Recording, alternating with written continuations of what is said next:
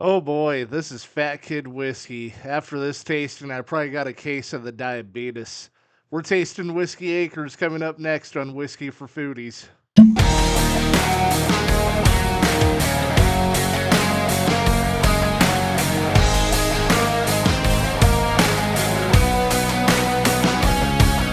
Hey everybody, welcome back to Whiskey for Foodies. My name is Philip. I appreciate you stopping by.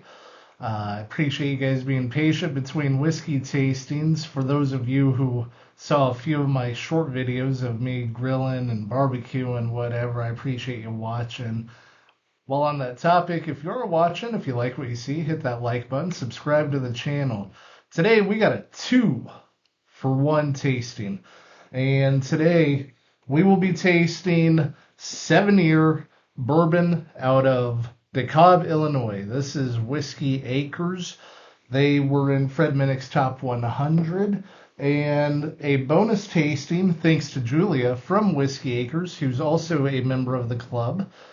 The Cigar Blend, the cask finish series that was a distillery release only not too long ago that I was able to share with her, or she shared with us in a little Club Marzipan meetup at Hard Truth Distillery. I do like that club. We do a lot of fun things, and no, I am not endorsed or paid to say any of that. I just love being in that club and meeting people like Julia, who is so kind. So, anyways, let's get on with the tasting. As always, I will sip the whiskey. I will let you know what food it reminds me of. I'll give my tasting notes too. Now, a little bit about the 7-year while I'm pouring. It's a mash bill of 75% corn, 15% soft red Windsor wheat, 10% malted barley. It is, as they say, it is seed to spirit bourbon. So they do everything on their farm. And it's a 5th generation family farm using naturally filtered water from the limestone aquifer beneath the homestead. I believe the farm is about 2,000 acres and only a small percentage is going towards the distillery who's putting out what should be otherwise good whiskey. Who knew? DeKalb, Illinois, just maybe about an hour outside of Chicago. Yeah, look to them for whiskey. Let's get to tasting. Oh my goodness, this is butterscotch heaven. This is coming in at 53.5% alcohol by volume, or 107 proof. Got a little fruit, a little cherry. Very, very pleasant.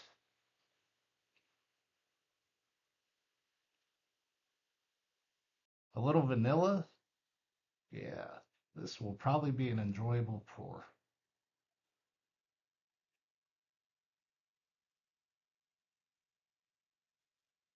Some people don't like grain forward. I love grain forward. This is grain forward and very sweet.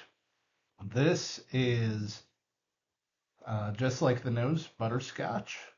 This has a little bit of that cherry toaster strudel.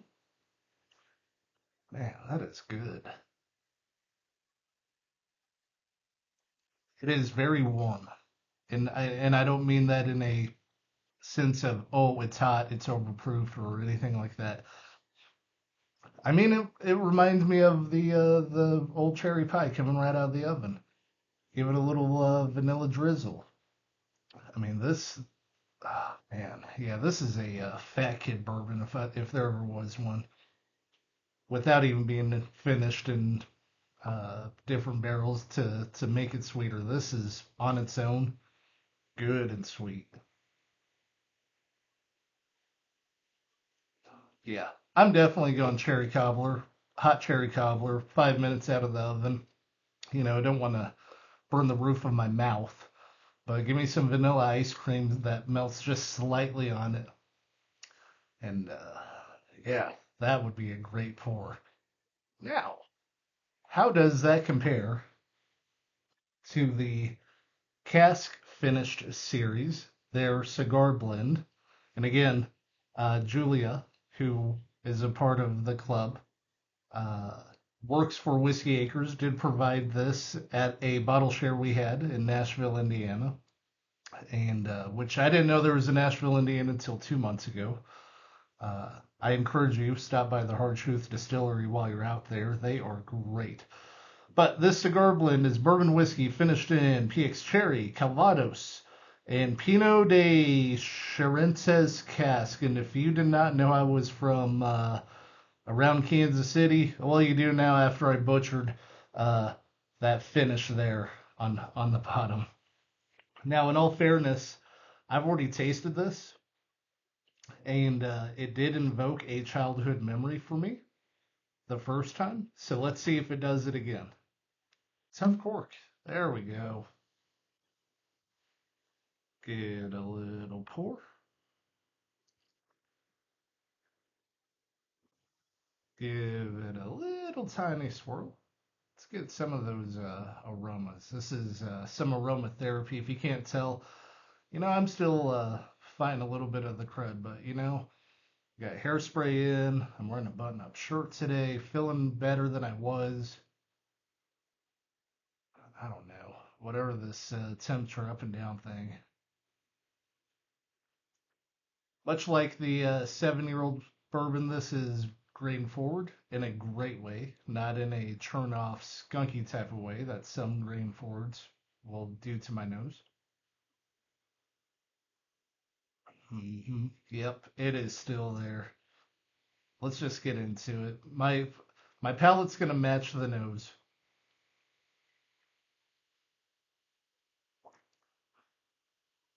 and it is right there, both palate and nose. This is my mom's rice pudding that contained brown sugar and contained raisins. And it was always used with leftover rice that was made with chicken fried steak, white rice, and gravy. And boy, that was a treat and a delicacy. I'm lucky that I still do have my parents, as you know from the Father's Day video. I still have my mom too, which is awesome. I'm very fortunate. I should ask my mom to make some chicken fried steak, rice and gravy, and some extra rice, just so she can make that rice pudding again.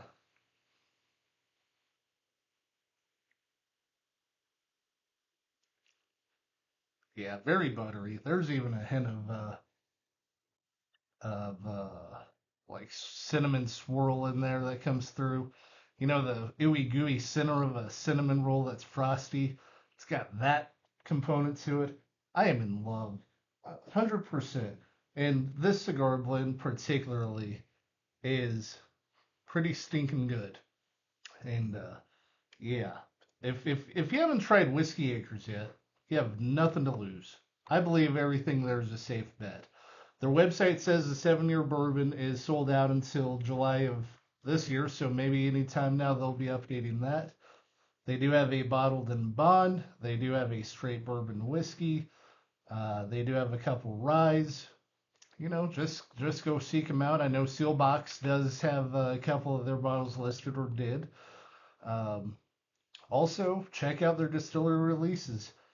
Anyways, that'll do it for this episode. I appreciate you stopping by. If you liked what you saw, hit that like button, subscribe to the channel. Hopefully, I don't get the crud again, and I'll be tasting with you sooner than later. Taste on, everybody.